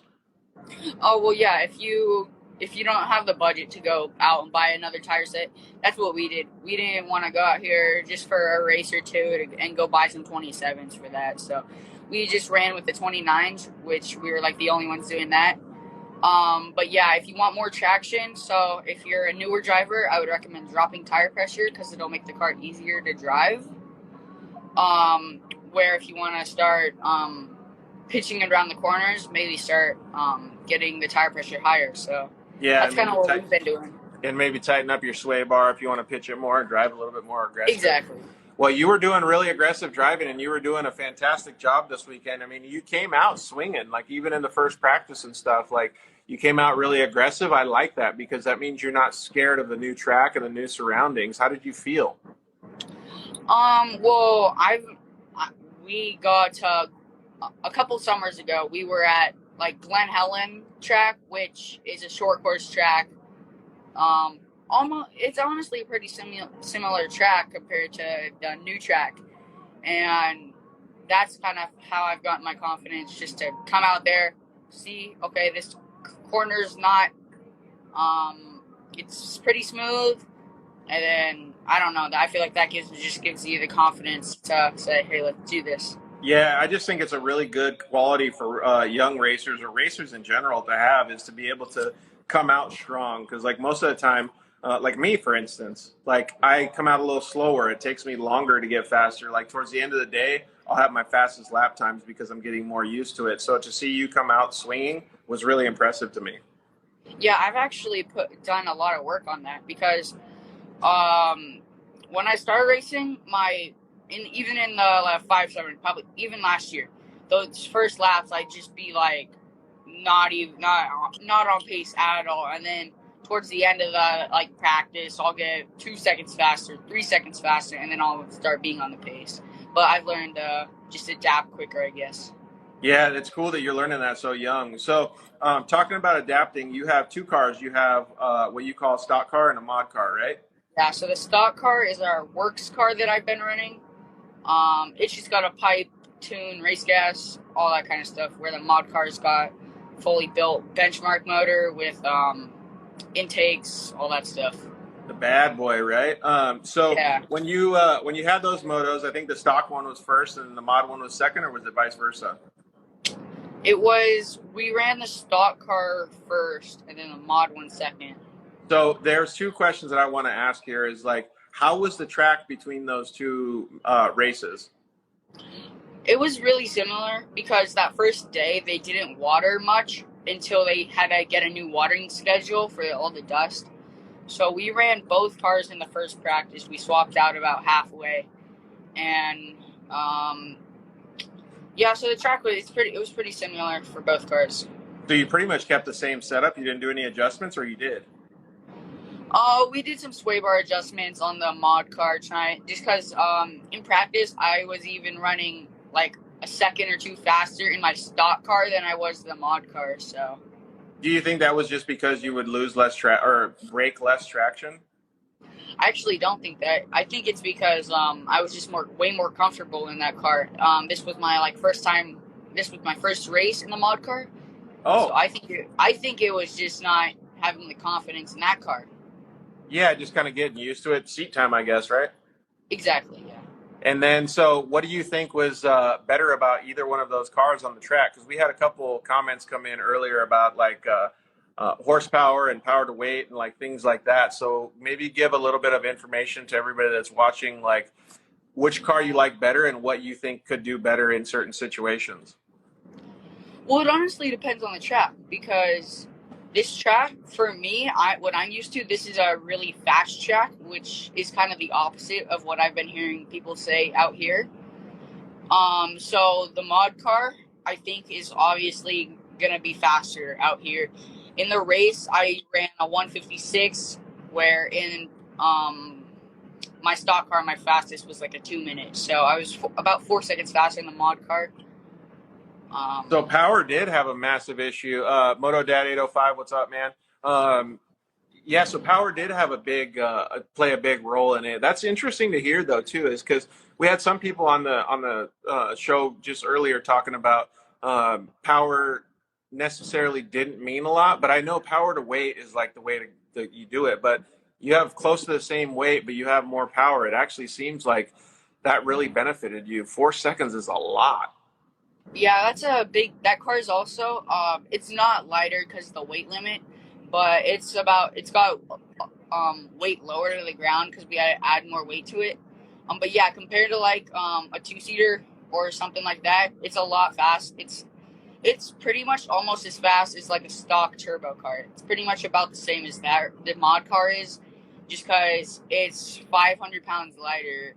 Woo-wee. That's a lot, dude. Hey, so what did you like? The X Travel guys just joined. You want to say hi to them? Yeah. So we've been running X Travel for think the beginning of 2022, I'd like to say. Yeah, it's been a few months now, man. How do you like it? Yeah, I think it's awesome right now. We're gonna start up desert next year, and we're gonna try them out there. So That'll be pretty cool, right? Hey, so I want to yeah. ask you another question about the track, though. So you had one moto at the beginning of the day and one after lunch or towards the end of the day, or the race day, so to speak. And the track got way rougher. What do you prefer? Do you prefer the motos at the beginning of the day when it's a little smoother, or do you like the rougher part of the track? I like the beginning of the day just because again I'm not used to Blue Groove. I've never really raced on Blue Groove, so towards the end of the day you can see the track. It gets Blue Grooved, and I'm not as good as that on that. And when the track gets all wet, that gets really slippery. Yep. So I like the beginning of the day. In the expert race, it was towards the beginning of the day. The track wasn't that bad, but then in the youth race, it was really rough. Yeah, it was cool to see you though, because it started like you could see like at the beginning you were like taking the main line that you were used to, and then you're like, oh crap, like it's not sticking, and then you started moving out to the cushion, and like you were literally learning as you went. It was really cool to see that in your driving style. It takes a lot to be able to do that as a driver, so you should be proud of yourself for that. Yeah. Plus, I could see I had a big gap because Kendall Hawks, he got stuck. He didn't get the best full shot, so he was. I probably had a 10-second gap, first 2 laps. So that also let me run those safer, wider lines. Yeah, totally. D Green said you did great. Can't wait to get to on the track with you again, and the Saffrets. You guys all had a pretty good like races together. Yeah, me and the Saffrets, we were battling like the whole time. They were right on me the whole time, and I forgot which one, but one of them made the pass towards the end. It was cool to see though, because like when you have that, I don't know, that battle, like you could see them, like they started out a little bit behind at the first part of the weekend, and they started getting better and better, and then like at the end they were like towards the top again. It was rad to see that. Yeah, I didn't get to do race the heat race with them. I was in the heat race with it was me and Cruz Bashard battling it out, where the 2 Stafford brothers were battling it out.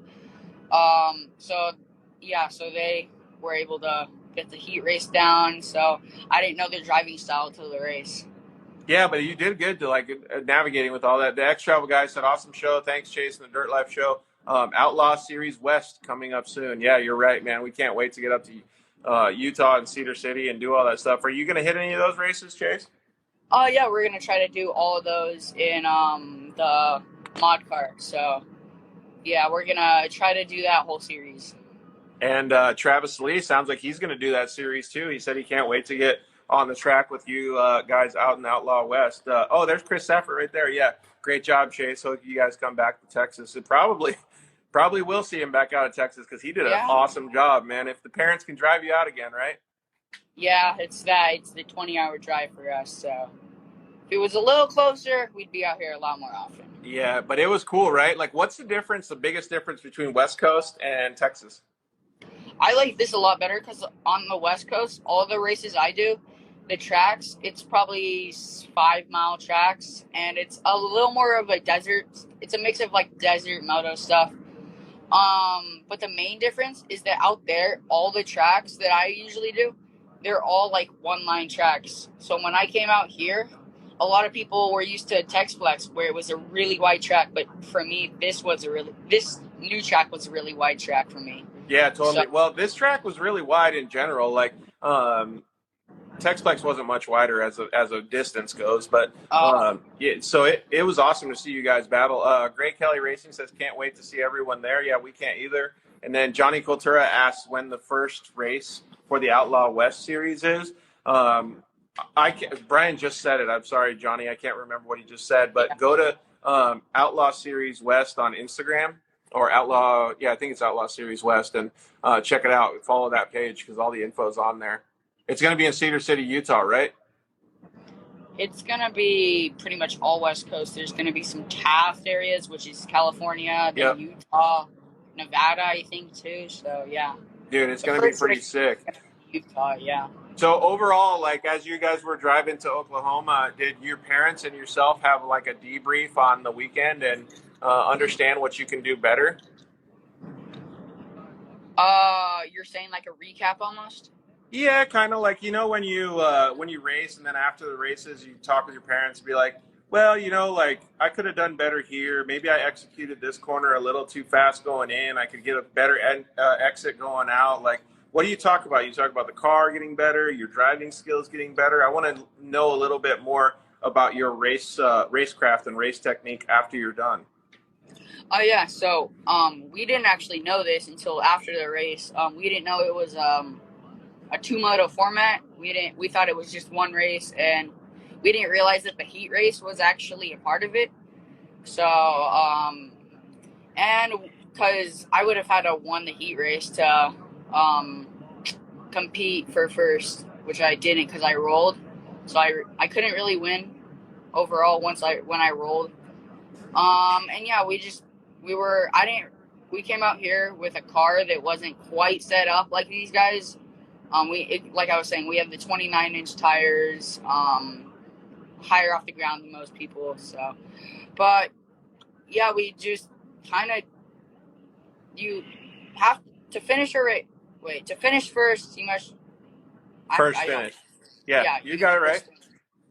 But you're right. Like, it's cool to see that you guys do that stuff though, because now like you're telling me a lot of stuff here that you that you did wrong. That means that you're already starting to learn how to fix it, right? But you got to be pretty impressed with going out to a completely different portion of the country on a completely different style of racing and being able to still do really well, dude. Like, you got to be proud of yourself. I hope you are. Oh yeah, we came out here and we were stoked for the first and second. Because we came out here with high expectations, but I mean that's still a good finish. It's not, yeah, it's a good finish. You always got to have high expectations, though, right? Yeah, exactly. Like, that's the only way to do it. Yeah, and I feel like having a high expectation will make you go faster. It gives you more confidence. Yeah, I can definitely agree with that, man. It's super cool to see that you guys were able to come out there and do it so much. Like, I don't know, man. I always give a lot of credit because it's not easy to do that when you're used to racing a certain way. I mean, you're still a young kid, you're learning a lot, but it's a daunting task, man. So you guys did a lot. You achieved a lot this weekend and you turned some heads. So good job. Yeah. Did you see any of the other racing, like this girl Jocelyn Ware that's joining us now? She did a fantastic job in the women's class. Were you able to watch any of that, Chase? I don't know which women's race were you racing? She was racing in the stock women's class in an RS1 with it was black with a green cage. Oh, I was racing my stock car in that at that same time, I'm pretty sure. Oh, perfect. So you guys were out on track together, huh? Yeah. Dude, that's so awesome. All right, Chase. Hey, we're going to talk with Jocelyn for a little bit, but good luck this weekend and great job this past weekend at the Texas Outlaw Series.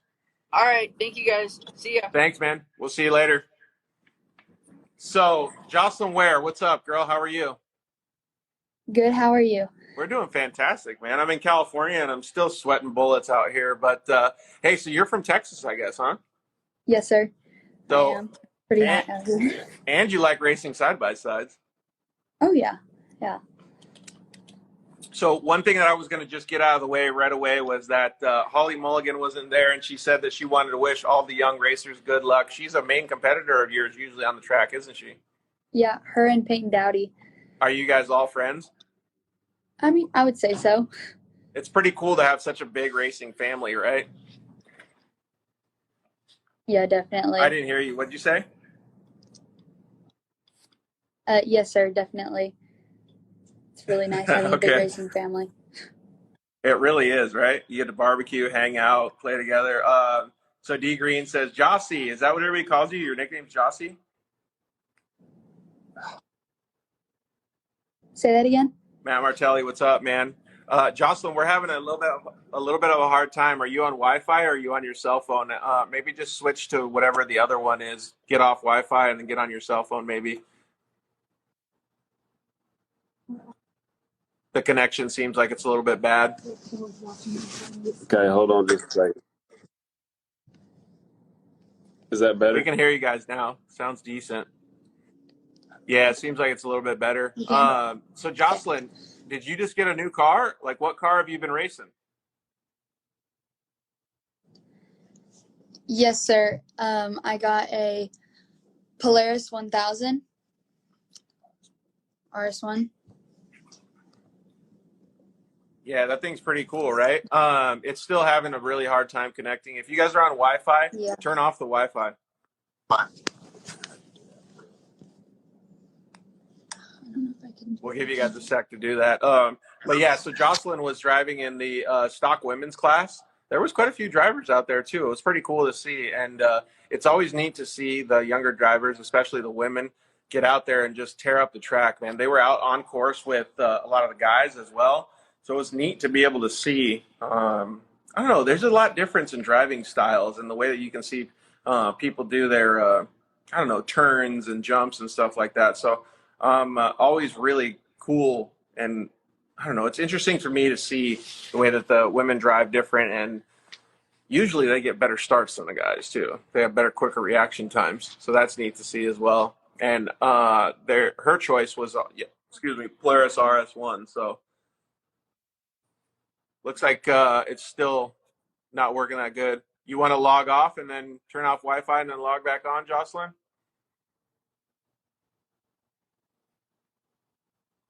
We'll let her kind of get things worked out. Braden Baker, what's up? Matt Martelli, Nestor, it sounds like you joined. Really appreciate you guys joining. We're going to talk with Jocelyn a little bit more if she can get the Wi-Fi figured out. D Green, she was super smooth through the corners and getting back on the gas. Yeah, I agree too. Like, that's what I was saying. It's way different. Like, everybody's style is different, right? Like, I don't know. It's super cool for me to see. Let's see if we can get Jocelyn back on here real quick. Sometimes the Wi-Fi just doesn't cut it, man. So hopefully this will help her. But thanks to the guys at IMG Motorsports. While we're waiting for her, Jocelyn, there you are. Yeah. That's way better. Now I can hear you. So D Green was actually saying she was super smooth through the corners and getting back on the gas. I can definitely agree with that. How did you feel out there on course? I felt really good. It was really fun. I liked the corners, to be honest. So I felt really good about all the corners. And it's probably like kind of crazy, right? Because you're used to racing at different tracks, and all of a sudden you get thrown on this new track. It's probably like, oh man, what the heck am I going to do? But then you start getting used to it, or what? Yeah, we have a place out here on Whitney, and it's pretty similar to this. Pretty similar dirt. I don't know. Whitney's quite a bit softer. Yeah, it's definitely softer, but it's semi-similar. But you can at least understand like the cushion and the different turns and stuff, I guess, right?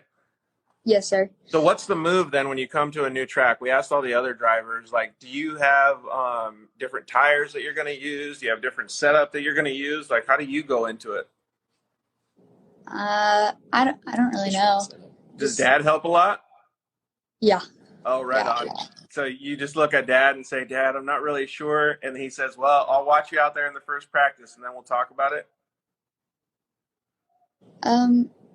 Yeah, pretty much. What do you do when you get back to the truck then? Do you tell him like, well, it was slipping in the corner, or like it was jumping and the nose was down? Like, how do you guys work it out together?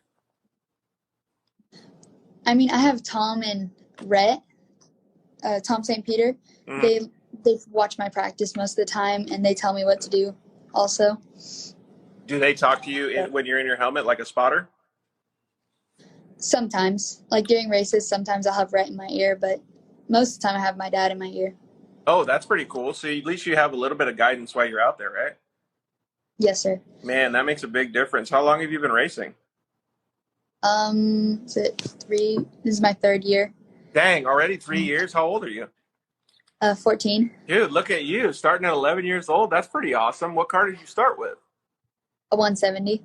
This is my first season in the RS1. Dude, yeah. How is that big of an upgrade?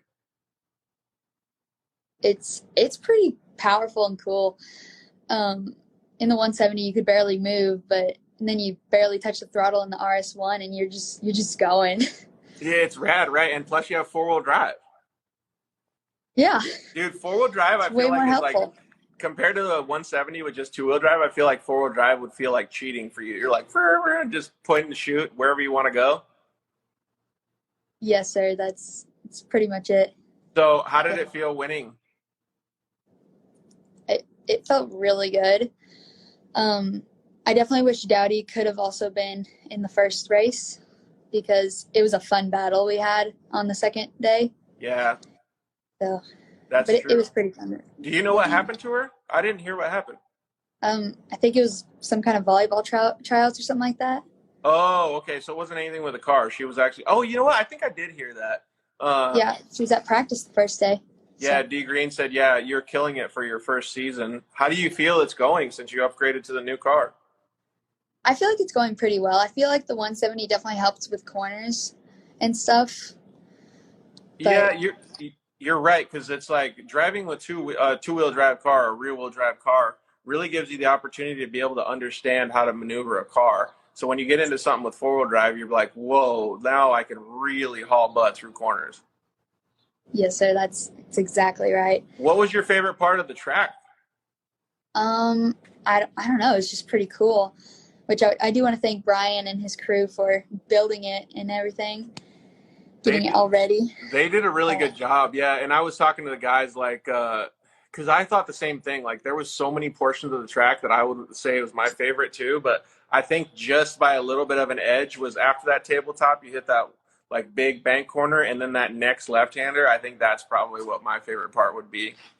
That part was definitely one of my favorites. I really liked the tabletop, but I really liked the straightaways going into the corners. Those were pretty fun. Yeah, totally. So somebody told me that it was your first time clearing a big tabletop. Yeah, it was. How was that? It was way more smoother. Were you scared?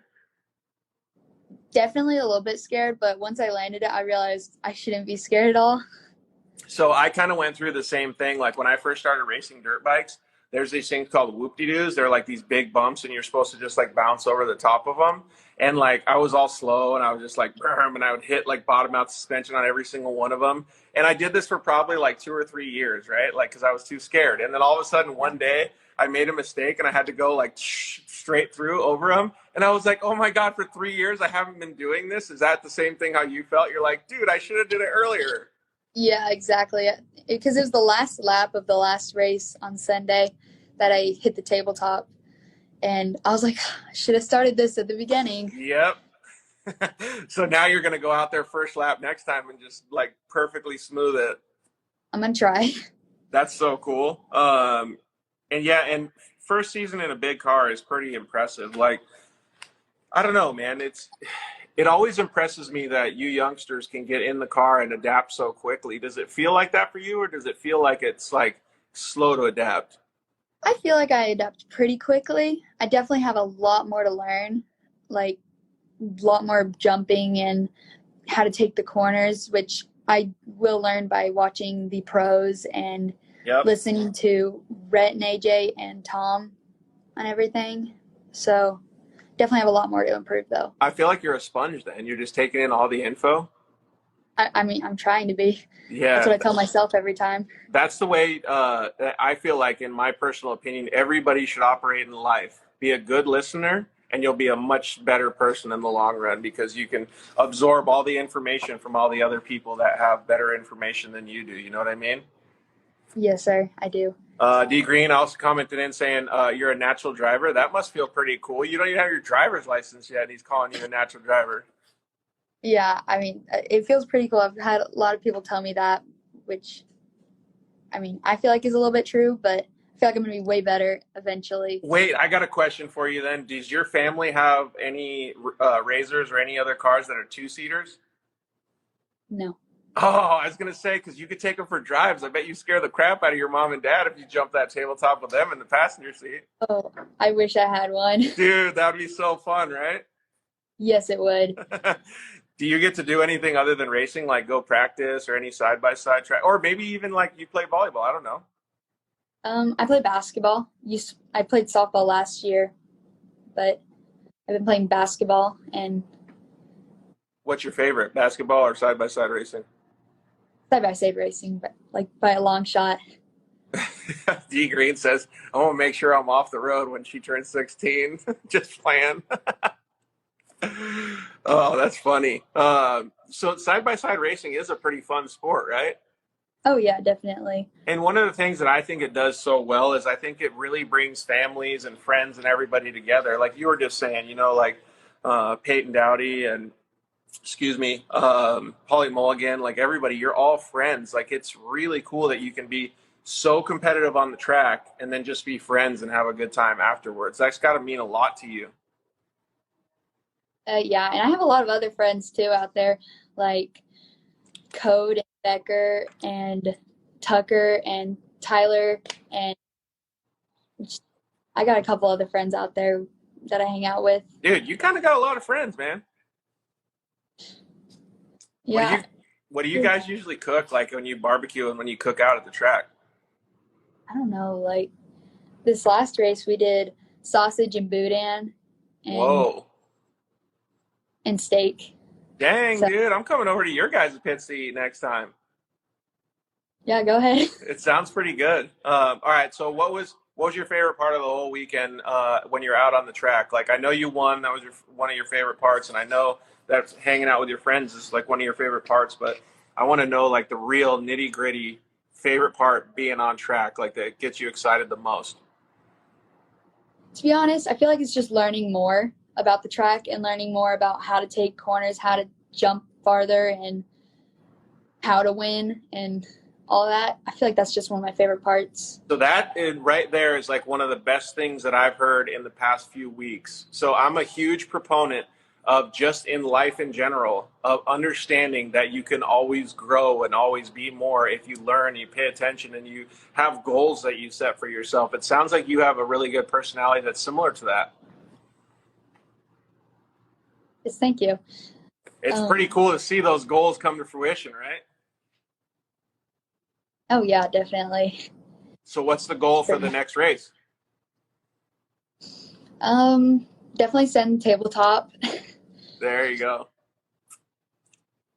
Try to get first again. Just try my hardest. Do you think there's going to be more competition? Like, think there's going to be more competition gunning for you?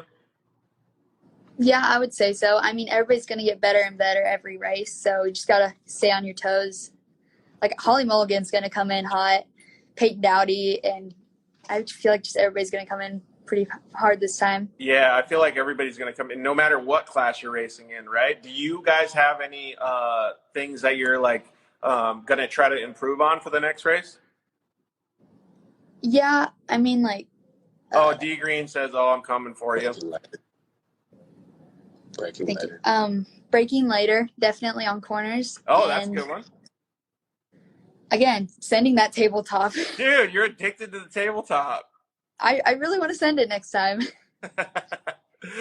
Don't overjump it. Just be nice and smooth on that bad boy. Yeah, I'll try.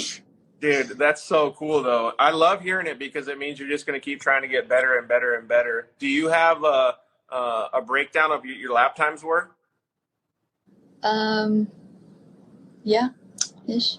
They continue to get better all weekend. Yeah, exactly. Continue. So that's one thing that I was going to suggest, because I see you really passionate about this, is so when I was a professional side-by-side racer, I'll give you a couple tips. Every single time you go to the track, write down all of your settings for your car, like your clickers on your suspension, the tire pressure, what tires you use, the size of them, and then find your lap times for that and keep those two documents together at the end of the race. Look at them at the end of the race, and then the next race you go to, do the same thing. And then all of a sudden you'll see that those documents matter, because those documents will tell you how much faster you're getting every time you get out on the track. It really, really helps, because at the end of the season, you'll see like, wow, I improved my lap time by 2 or 3 seconds. And you won't even feel it really, because you'll be used to it, but you'll see why you did, and you can take that for the next year. Yes, sir, I'll really try to do that. That sounds like a great idea. And then the second thing that I tell all the youngsters is, if you have a goal, it's 90% more likely to happen if you write it down than just think about it. So write down your goal, pin it to your wall in your room or whatever, your desk, and look at it every day. Okay, I'll try that. Okay, so Ben Fournier just commented in on your whole tabletop thing. He said, left side, hit it hard on the tabletop. Okay, I'll try. There you Last go. time I took the right side and Is hit that it where you were hard. hitting on the right side? But yeah. Dude, I'll that's try the the left side steepest this part. time. Like, that's going to give you so much more airtime. Yeah, I'll try the left side though. I think you're going to do really good next time because you're such a sponge and you're listening to everybody. So, you want to throw a shout out? Obviously, you want to thank your parents, but do you have any other people you want to thank too? Yes, I want to thank Brian and his crew, obviously. I want to thank God, and I want to thank Tom and AJ and Rhett and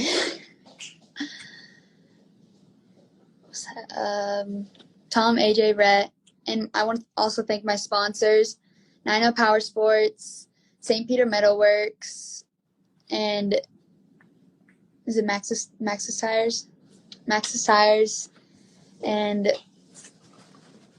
just all my family for supporting me, my dad, my mom, and my grandpa. You definitely had a lot of supporters. People were watching on the live feed, commenting in too. It's super cool to see, man. Like, you have some really good, great people there that are helping you out. Obviously, it's a big racing family, but you know, you mentioned Max's Tires. They're a fantastic company, and I'm sure that they're looking for younger drivers too. So as long as you keep improving, who knows? Maybe some more support will come for you in the future as well. Hope so. Keep our fingers crossed, right? All right. So what's the next on the list for you? What are you going to be up to in the next couple months? Practice. Yeah. Just practicing all the time. All right, we got John Lewis from Desert Squadron just commented. And shout out to Jocelyn's parents for raising a humble, well-mannered human. Listening to the interview is refreshing. Hey, you want to know what? I told your parents the same thing. I was really impressed with you out on the track because you did such a great job, but I was more impressed with you off the track. So I think you're doing a fantastic job with your racing program. So don't lose whatever you had. Keep your humbleness and keep going forward. It's awesome to see. Thank you. Yep, keep being a sponge, girl, and you will go far. All right, so good luck in everything that you're doing. We really appreciate it. And give a shout out to your Instagram because I heard you just started this Instagram page. Yeah. What was it? Was it Jossie Ware 441 Racing? All right, so everybody that sees Jocelyn on here, go log on to her Instagram page, become friends with her and follow her so that you guys can all have fun together. Thank you very much, Jocelyn, and thanks to your parents for allowing you to come on too. We'll see you at the next round, okay? Yes, sir. Thank you. Thank you. We'll see you later. Man, we talked about so much good stuff with so many good drivers today. It's awesome to see that side-by-side racing just keeps growing and growing and growing. Thank you, everybody, for joining us. We also want to thank all of our sponsors, KMC, UTV tires and wheels, wheels, Maxxis tires, Motul, as you can see, the IMG guys were using them. Thanks to the guys at IMG for letting us use the shop and all of our other sponsors, man. We're going to get going right now. Thanks, Chris Saffrit. We really appreciate everything that you guys do as well and showing up to the track. So we'll see you guys later. Good night.